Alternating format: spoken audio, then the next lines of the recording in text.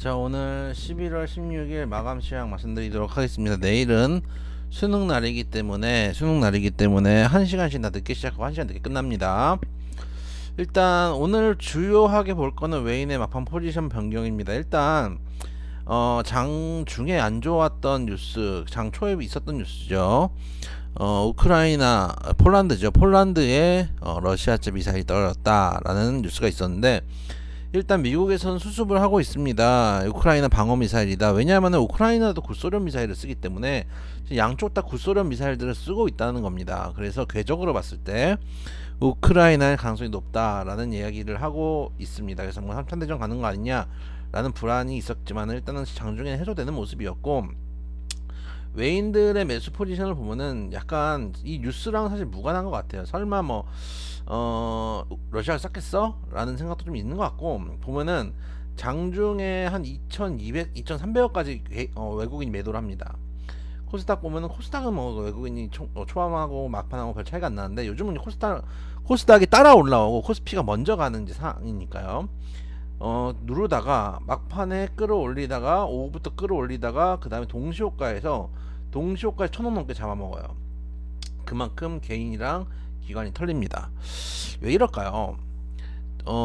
지금 외인은 진짜 여유가 있는 상황이에요. 왜냐, 지금 10월 1일부터 외인이 얼마를 가져갔을까요? 10월 1일부터 코스피에서만, 일단 코스피를 올리고 있으니까, 코스닥은 제가 생각하는 코스닥은 일단 위믹스가 상패가 안 돼야 됩니다.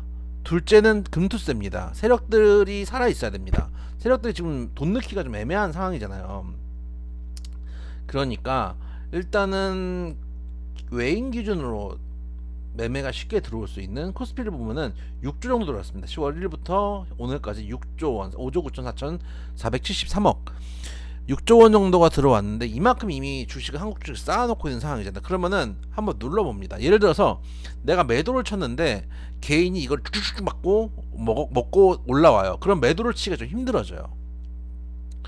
왜냐하면은 내가 10,000원에 샀던 주식에 만주가 있어요. 1억어치가 있습니다. 이거를 던집니다. 그러면 차익 실현을 하겠죠. 그 다음에 이게 9,000원까지 내가 던졌으니까, 밀고 내려오니까 9,000원까지 떨어질 거 아닙니까? 이거를 받아서 다시 만주를 사요. 다시 끌어올라갈 거 아닙니까? 그럼 10,000원이 돼요. 또 팝니다. 이 짓만 해도 사실은 돈이 몇십조, 몇백조, 몇천조 있는 외인들 입장에서 몇 조단이죠. 전체적으로 조단이니까 외인들 입장에서는 무조건 논하는 장사입니다. 예를 들어서 한 뭐 1조 원치마에서 1% 수익만 내도 하루에 100억 수익 내는 거 아닙니까? 근데 이거를 개인이 만약에 강하게 사면은 10,000원의 만주를 던지고 나서 9,000원의 만주를 살 생각이었는데, 이게 끌려 올라오면은 9,500원이나 10,000원에 다시 만주를 사야 되는 상황이 벌어질 수 있습니다. 정말 물량을 털리는 경우들이 발생을 할 수 있는데, 지금 개인들이 그만한 힘이 없죠. 어제 팔고 오늘도 안 팔아봅니다. 근데 개인이 옛날에 돈 있을 때는, 지금 보시면은 개인이 지금 코스피 아까 10월 1일부터 외국인 6조 들어왔다 그랬잖아요. 개인이 6조 1,000억 팔았어요. 6조 2천억 정도. 6조 2천억을 팔았는데, 지금 많이 팔 때, 지난번에 급등해서 3% 급등했을 때 개인이 1조 6천억 던졌거든요. 근데 지수가 좀 하락할 때도 못 들어옵니다. 개인들이. 오늘도 한 1,700억 남짓, 이 정도입니다. 진짜 세게 들어오려면은 진짜 막 조단위로 이런 식으로 4월달 보면은 막 개인들이 2조씩 들어오고 막 1조씩 들어오고 막 이랬었거든요. 이렇게 안 들어와서 못 들어오는 거예요 지금. 그 외인들은 굳이 이거를 쭉쭉 올려줄 필요가 없죠. 털고 갈 필요가 있죠. 털고 차익 실현하고 가도 나는 남는 자산데. 그래서 이럴 때는 외인들이 오늘 팔지 내일 팔지는 솔직히 얘기할 수는 없습니다. 근데 예를 들면은 방향성이죠. 쭉 우상향을 하고 있는 방향성이라고 생각을 한다면은, 이 중간에 한 번씩 걸리는 것들은 크게 우리가 뭐라 그럴까요? 신경 쓸 필요가 없다고 생각을 해요. 왜냐면은 이거를, 이만큼 올랐으니까 이만큼 빠졌다가 요만큼 우리도 차익 실현했다가 다시 밑에 사서 다시 올려서 먹어야지, 수익을 극대화하려고 하다가 역방향으로 가기 시작하면은 멘탈 깨지거든요. 차라리 전체 추세를 먹는 게 낫습니다. 그리고 지금 지수가 그렇게 나쁜 상황도 아니고, 저는 예를 들어서 지금 제가 계속 말씀드리는, 일단 러시아는 많이 이제 좀 완화된 것 같고, 코인 쪽이나 금투세는 제가 지난번에 말씀드렸지만, 금투세는 야당 쪽에서도 괜찮게 생각을 해요. 그러니까 괜찮게라기보다는 전향적으로 생각할 의향이 있는데, 여당에서 예를 들어서 뭐를 내놔야 될 거 아닙니까? 국정조사를 동의를 해주는 조건으로 뭐를 주고, 뭐 이렇게 서럽게 주고받는 게 정치잖아요.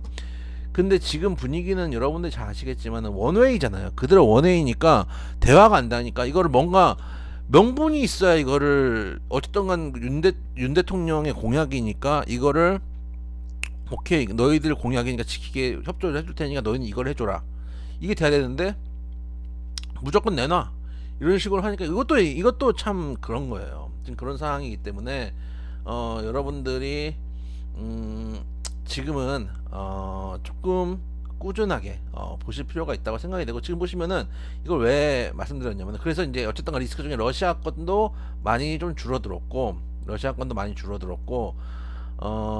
이제는 그 PF 건이 조금 커지고 있고, 코인 건이 약간 커지고 있고, 러시아 건 금투세도 약간 줄어들고 있다고 봅니다. 물론 나와야 되겠죠. 그래서 그 구간이 지나가면은 오히려 지금 우리나라 같은 경우는 코스피를 보면은, 사실 우리나라 같은 경우는 리먼 때를 한번 돌이켜서 볼게요. 리먼 때와 최근에 급락했던 게, 리먼 때와 코로나 때가 있죠. 급락하고 올라갈 때 2년 올라갑니다. 급락하고 올라갈 때 여기서부터 올라가는 거죠. 1년 반이 올라갑니다. 급락을 주고 1년 반이 올라갑니다. 그런 다음에 추세적으로 하락을 하고 다시 여기서 올라가면 얼만큼 올라갈까요? 저는 꽤 많이 올라갈 수 있다고 생각을 합니다. 지금 고점 대비 많이 빠졌거든요. 그렇다는 것들도 한번 생각해 보시면 좋겠고, 거기다가 예를 들어서 우리나라는 지금 박스피였는데 미국을 보면 또 그렇지는 않거든요. 예를 들어서 미국 같은 경우다, 이 월봉이거든요. 리먼이 여기잖아요. 리먼 때 한번 깨지고 나서 그 다음부터는 중간중간에 구간들이 있었지만 그 구간을 견디고 나오면 다시 또 몇 년 상승, 구간이 있고 나오면 몇 년 상승, 이번에 코로나도 나오고 2년 상승, 이런 식이거든요. 하락보다 항상 상승이 길게 나옵니다. 근데 우리는 항상 반대로 생각하죠. 하락은 하락 속도가 빠르고 반등은 반등 속도는 느린데 길게 나오는 경향들이 있습니다. 그래서 지금은 조금 추세를 보면서 가자라는 말씀, 외국인도 막판에 사더라 라는 말씀 드리도록 하겠습니다.